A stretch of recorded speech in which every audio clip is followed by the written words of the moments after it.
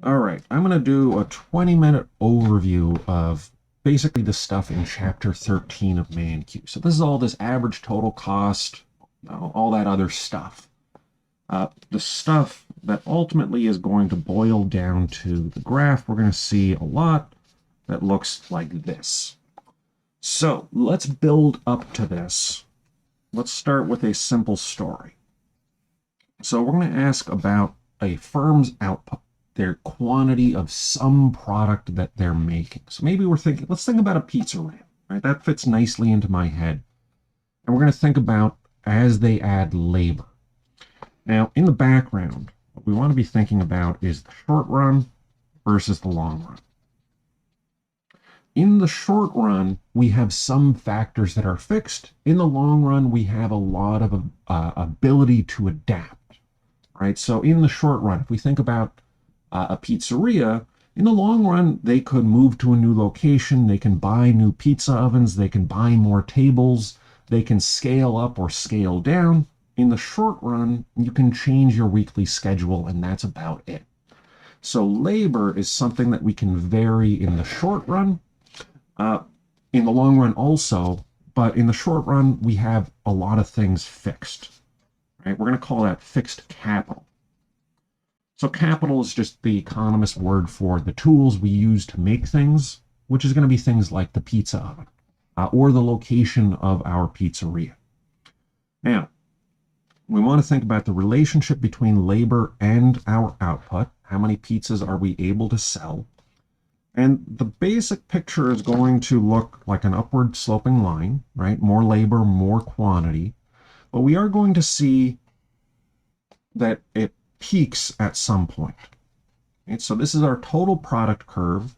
We're going to fill in the rest in just a second, but once we get past some point, we're going to see as we add more labor, initially we get more output, but at a decreasing rate, right? Diminishing marginal returns. And past some point, we even get negative returns. So imagine you're running a pizzeria. I'm thinking about the local place, Rocco's, up the street from me. They've got one or two pizza ovens. They've got, I don't know, maybe 500 square feet out in the front of the house.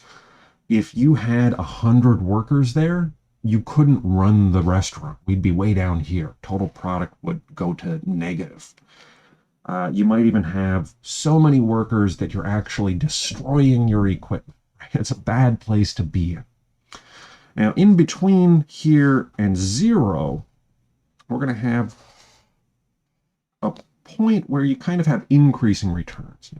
Kind of exaggerated this a little bit, but that's fine. So if you think about zero labor, you have zero output. You add a little bit of labor, right? So you have 1 hour per week of labor. You bring in an employee, they're able to start up the oven. They're not able to do very much.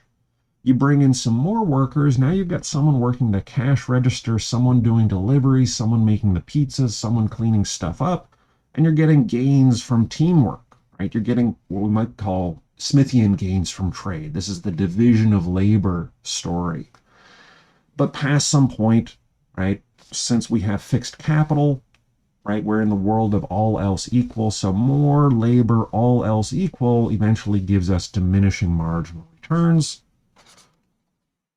Diminishing marginal returns over in this part of the graph. Increasing to here, but past some point we're over here. Now, if you're running a business, basically you want to be somewhere around that part where you're getting pretty good returns, but going any further might not provide enough to justify the expense of, say, this additional labor. All right, so this is a typical graph for total product. Initially increasing faster, then slower, then negative. And of course, we're never actually even going to go past this point. Right? That would be a terrible idea. You have no incentive to hire so much labor that you're not just losing more money, but losing more productive capacity. Now, what we're going to do with this is we're going to flip it and we're going to multiply something. So if we think about labor times the wage, that is going to essentially give us the cost of the labor. And we're going to keep thinking about quantity, but we're also going to kind of think in the background. Quantity times the price is going to give us our revenue. So let's go ahead and flip this, do it down here. So we're going to have quantity on the x-axis now. And now we're going to think about, say, dollars on the y-axis, and that's driving us back towards this graph. Now, this is going to be our total cost curve. So we're going to have a very similar shape to this portion of the curve, total cost, right? And I've kind of got this exaggerated flat portion in the middle, but the basic idea here is our first pizza is going to be really hard to make, right? It's going to take a lot of labor to get the restaurant up and running. At the beginning of the day, we got to start the oven. We're going to burn a lot of natural gas just to get it up to temperature without getting anything out of it. We're going to have workers cleaning and setting up and not really producing yet. So until all that stuff, all that work is done, we're facing those costs, and that's leading up to our first unit, right? So getting that first pizza out the door is going to be pretty costly. But past that, the cost for each additional pizza is going to be pretty low, right? So we've got a relatively flat slope here. Now the slope of this is going to be our marginal cost, which gets us to here, right? So here's basically why we see this Nike swoosh shape on this graph. Now, let me take a step back. So this is chapter 13 stuff. This is stuff that I did not include in the class. You have access to it. You can go skim through it. I wouldn't say spend much more, do much more than just skim through chapter 13. But we're going to catch you up. We're going to do the equivalent of that skim here. So with this total cost, go ahead and transfer that over to here. So we're thinking quantity, and by the way, little q for the quantity for the firm, big Q is for the market. We'll see that in a minute. So, and I'm going to add one more detail here. So here, I'm starting down at the origin at a total cost of 0, but of course the truth is we got to pay rent. We have some fixed costs.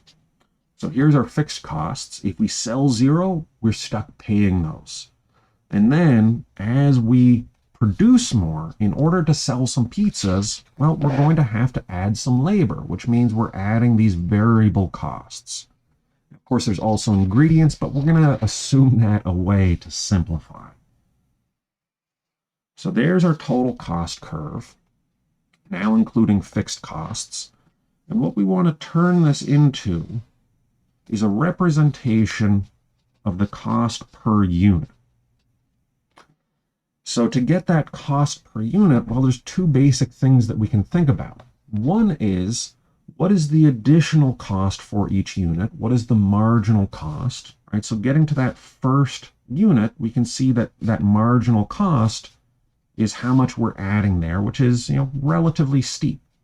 But then we get pretty low marginal cost through here, and then our marginal cost starts to rise again. Right? The marginal cost is really just the slope of this line. And by the way, this is something that is actually easier with calculus, but you have to learn calculus first, which is a pain. But all we're doing is we're saying, all right, steep positive line here, shallow positive line here, so a lower dollar per unit, and then it starts to go up again over here. And I'm not really matching this very well to this, but don't worry about it. Don't sweat it. Now, then we've got the question of average cost. Now let's start with the simpler one. Let's start with average fixed cost. So if we sell 0 units, we have just the fixed cost. If we sell 1 unit, we've got to think about what is our rent spread across all the pizzas that we make. Well, let's say we got $5,000 rent and we sell 1 pizza. We're paying $5,000 rent per pizza. Our fixed cost is $5,000 per pizza, which is a lot. Once we sell 2 pizzas, our average fixed cost goes down to $2,500. Our average fixed cost is going to look like this. And that is just our fixed cost divided by the number of pizzas we make. The more pizzas we make, the more pizzas we get to average against, and the further down our average fixed costs fall. That leaves our average variable costs. Now, the average variable costs, these are the costs that we're adding on top of that fixed cost. Right? So this is the cost of the ingredients and the cost of our labor. And like I said, we're kind of assuming away the ingredient costs just because we're being lazy, right? We're simplifying. So we're just going to think in terms of wages, but really it doesn't even matter. We're just thinking some variable costs. So our variable costs, right, so this is essentially, as we're going up, these are the costs that vary with our output, right? And notice the marginal cost is based on the slope of the total cost once we move past our fixed costs. Fixed costs are not part of our marginal costs, right? So this is just extra variable cost for each extra unit. For average cost, we're thinking across all of the units, right? So we make 100 units, 5,000 divided by 100. We make 1,000 units, becomes better. 5,000 divided by 1,000 is $5 fixed cost per pizza on average. Maybe 5,000 was too high a number for fixed cost, but whatever. All right, so now we want to think about how do we get this average cost, and then that's going to build us up into understanding profits. So the average is, again, across all the units. So here, if we think about, let's say, what is our average cost at this level? Well, we want to think, well, our average total cost is just, we've got this total cost, right? So some number X divided by some quantity. So average total cost here is X over Q. Our average variable cost there, we switch colors, is going to be between here, right? So it's going to be average variable cost equals X minus our fixed cost divided by Q. Now, geometrically, what these are is the slope of this line. Rise, right? We go from fixed cost to X, rise over run, we go from 0 to Q. In terms of average total cost, it's a steeper slope because we're including our fixed cost, but it is fundamentally just the slope of that line. So let's think about what's happening to our slope. We'll start with variable cost. So our average variable cost starts kind of high. It starts to go down as we go further out because we've got this low marginal cost, right? So initially what's going on, I'll do red for average variable. We start with relatively high. Let me find something else I can use as a ruler. We start with relatively high average variable cost, then it starts to fall, and then it starts to rise again. Sorry, that's hard to draw and move at the same time. So our average variable cost starts high, that slope gets shallower, and it's right around here when it gets as small as it's going to be, and then it starts to get big again, right, as we move up to here. Now, this point corresponds with here. Here's a little bit of geometry before we move on. So our average variable cost is minimized when we just hit this point where our ruler is just bumping into the total cost curve. And it's also, let's think about it in relation to the marginal cost. We're thinking about what's happening to our average. Well, if our marginal's low, we're adding a small amount to our cost. If our average started high, that low marginal is pulling our average down. Think about this as, let's say, your grade over time. So you do, let's say, really well your freshman year, you got a high GPA, you got easy classes, and then you start to do worse because you're starting to run into harder classes. So each of these points is a grade for a class. What's going on with your average? Well, it starts high, and then it gets pulled down towards your marginal grade. So if your marginal grade is below your average, you're pulling your average down. Now, let's say you do really well here, you start to pull your average back up. Right? That's what's going on here. When our marginal cost is low, we pull our average down. As our marginal cost rises, we're pulling it down less quickly. Right? Our slope starts to flatten out. And then we pass through that minimum average, and our marginal cost is now above our average. We start to pull our average back up. Right? Just like with our GPA, it's the same math, except here we've got baked into this with our total cost curve. And again, let's come back to here. This is fundamentally the story that we're building off of. So some initial workers setting things up have increasing returns. You're going to take advantage of all those returns running your business. You're going to be in this realm of diminishing marginal returns. Adding more workers gets you more output, but less additional output per hour that you add. And again, let's think about this. So if you've worked in a restaurant, or if you've worked in retail, right, you've had some experiences along these lines. If you don't have enough people on staff at a given moment, if there's a big lunch rush and you've got 2 people working in the pizzeria, you guys are going to be swamped. As you add more people, you have a greater ability to meet that demand and to sell more pizzas. But those extra people you're adding, right? You add someone, now someone can do cash, someone can make pizzas. That's going to make you more productive. You add a third person, they're going to be able to have, more productivity. Maybe you got 2 people making pizzas. You add a fourth person, now maybe they can cover breaks so that you make fewer mistakes. They're going to be able to assist you. They're going to be able to run into the walk-in freezer to grab ingredients as you need them so that you can focus on just making pizzas. But each additional person is going to be adding less and less and less. Eventually, you're adding someone who's covering breaks for the person who's covering breaks, right? You're not adding very much beyond some point. Right? This is the story. We transfer that into total cost, and then we're going to convert, or we've converted that already, into marginal costs, right? What is the slope of that marginal, that total cost line? What happens to your total cost for each additional unit that you add? So you add 1 unit, and you add some extra cost. Right? Here you add 1 unit, you add more marginal cost. That is this line here. Our average, we're thinking across all the units that you've already made. If you get to this point, your average total cost is this total cost X divided by the number of units you've made. And as we've seen, our average cost, we expect to fall as long as marginal cost is low. They intersect, and now marginal cost is above your average cost, so your average cost starts to rise. Now, this is the average variable cost, and the average total cost is going to be very, very similar.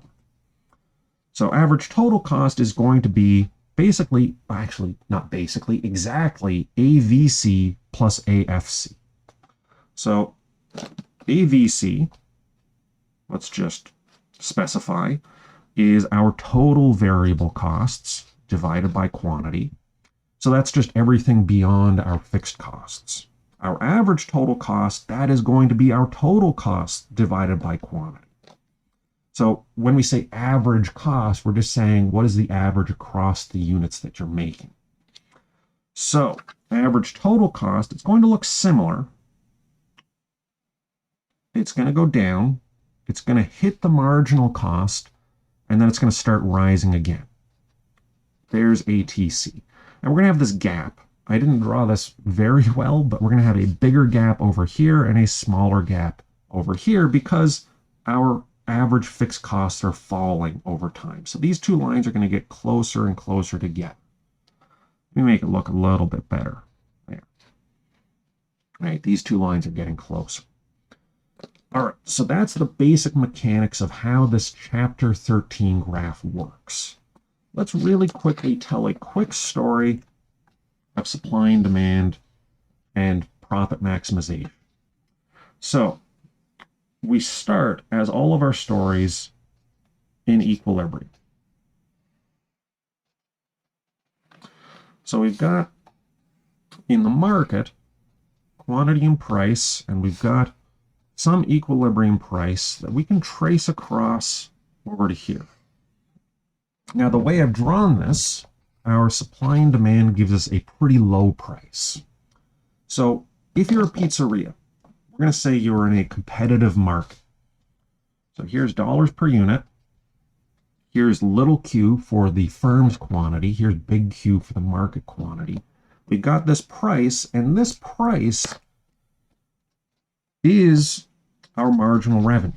How much money do you get for each extra pizza you sell? If our price is, say, $10 for a pie, you're going to get $10 for each additional pizza you sell. If you sell one pizza, you get $10. You sell 100 pizzas, you get 100 times $10. You get $1,000, right? It's going to be the area of a rectangle. So what does it make sense to do as a profit maximizing firm? I know that I said 20 minutes and we're at 21. Hang on. So given this marginal revenue, you go to where marginal revenue hits marginal cost. Right? So this is going to be, we'll call it Q star. That's our profit maximizing quantity. Now, how much money are you really making? Well, we've got your total revenue is the area of this rectangle. I'm not going to shade in because I want to keep using this graph. Your average revenue is your marginal revenue, right? Because you're just getting $10 per pizza for all the pizzas. Your average cost is where quantity hits your average total cost. And we can see in this case, your cost exceeds your revenue. You are making a loss. So this pizzeria, they can't afford to keep selling pizzas at $10. Now, let's say that there are other pizzerias that are in an even worse situation, have higher rent, less business, whatever the case is. They go out of business and our supply shrinks. I'm going to overdo it. So S prime, we move a little too far to the left. We get this new price. Now with this new price, we can justify selling more. At this higher price, let's say it's 15, just to make up a number, we can now go beyond selling these units because, well, these extra units, they're going to cost us more. They're going to increase our cost, but they're not going to increase our cost by as much as $15, but they are going to increase our revenue by $15. Right? So now our price over here is such that we want to produce more. And our average revenue, again, is just equal to the price in perfect competition. And our average cost is a little different, right? It's close, but now we're getting this green area as profits. So this is saying our average revenue is greater than our average cost. So we're making, let's say, $1 per pizza times however many pizzas we're making. And so we're, say, making 1,200 pizzas, we're making $1,200 of profit if this is a $1 gap. So if we're making profits, well, what does that tell us? That tells us we should expand our business. Once we go into the long run, we say, hey, you know what? Let's not keep our capital fixed. Let's buy a new pizza oven so that we can sell more, right? Or let's move to a bigger location so we can serve more people. In that case, you are increasing the supply. Supply shifts to the right. We'll call this S double prime. We find a new price. And the price that we expect in the long run, when everything settles down, is the price where we're hitting the average total cost on the marginal cost curve. Now, things I haven't covered are things like the shutdown price. But if you followed me this far, and you might need to rewatch this video, but if you followed this, you'll be able to figure out what the shutdown price is. There, we're going to bring in the average variable cost. But I don't want to throw that in here because I've already gone over time with 24 minutes. But let me just clarify why we end up here. So if this is what a typical firm looks like, economists would call this the representative firm. But if this is what's typical, then we end up with a supply and demand interaction that gives us a price where this firm is making zero economic profits. What that means is that the owner of this pizzeria, they got a bunch of money that they've invested into their business. And the rate of return, adjusting for things like risk and whatever else, is equivalent to their next best alternative. So let's say a pizzeria is a $250,000 business. They've got $250,000 sunk into this business. How much money are they getting out of this? How much money are they getting on that investment? They're getting something that's sort of equivalent to if they had just put their money into the bank and gotten a safe, boring 3% interest, something like that. Right? So let's just really quickly do some quick math there. This isn't about the curve, so if you're only concerned about the curves, you can stop now. But let's just say $250,000 is their investment. The question is, how much money are they bringing home after covering their costs every year? Right, so let's say the boring investment, say 3%. I'm going to have to pull up a calculator for this. 3%, so go 250,000 times 0.03 gives us 7,500. So if you just put your money in the bank and get a really boring but safe 3%, you're getting $7,500 per year. Is that right? Feel like I'm messing something up. Yeah, that's $7,500. These numbers maybe are not the right numbers, but let's not worry about it just yet. Now, maybe with the pizzeria, maybe you're getting something like $15,000. When we account for your opportunity cost, for the fact that you could be working somewhere else, earning, say, an income managing a Pizza Hut instead of running your own private pizzeria. We're accounting for all these different things, and we're accounting for the fact that you could be getting this boring 3% interest. If you're getting $15,000, basically what we're saying is that when we account for risk,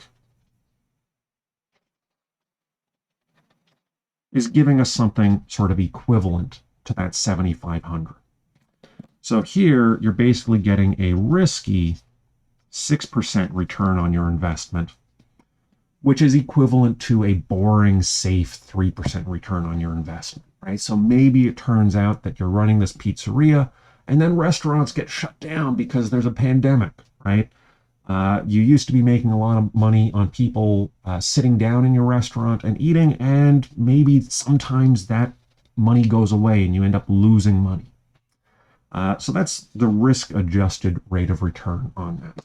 But in any case, let me do a quick overview of what we saw. Oh, there we go. We're trying to explain this graph, right? In this basic graph, what we've got is marginal cost, average total cost, and average variable costs. This is the cost of your ingredients and your labor and the things that change as you change your output. This is the total cost, including your fixed costs. This is the extra cost for each additional unit you sell. You sell one more pizza and you're making, this many. How much is the next pizza going to cost you? It's going to cost this much, right? We put that together with information about the price to figure out things like profit or loss. If you are losing money, we expect the supply to shrink. If you're making money, we expect the supply to increase. And whatever the case is, all else equal, right, holding constant how much people want pizza from your pizzeria, we expect the price to eventually settle down on this point where you're making zero economic profits. Now, this graph is built to tell that story about how we get to zero economic profits. What happens if the price is high? Well, we make positive profits. If the price is low, we lose money. But we've got this balancing act in the market as a whole until finally our typical firm is making zero economic profits. Build up to that, we start with this simple story where our total product initially has these increasing returns, which is why we see this downward section of marginal cost. Marginal cost falls as you get things up and running. But then we're in the realm of diminishing marginal returns, where more pizzas increase the marginal cost. Each extra pizza costs more than the pizza before. Right? And we get that by taking this total product story that is totally reasonable for a short run, all else equal scenario. We flip it around to turn into a total cost. We figure out the marginal cost, which is just the slope at any given point. And we also figure out the average cost, which is the total cost divided by the quantity at any given point. We roll that all together to get this story here, or put a little neater, this story here. All right, if you've got more questions, keep asking. I'm really glad to the student who expressed their confusion on the class blog. I'm going to post this up there as soon as this is up on YouTube.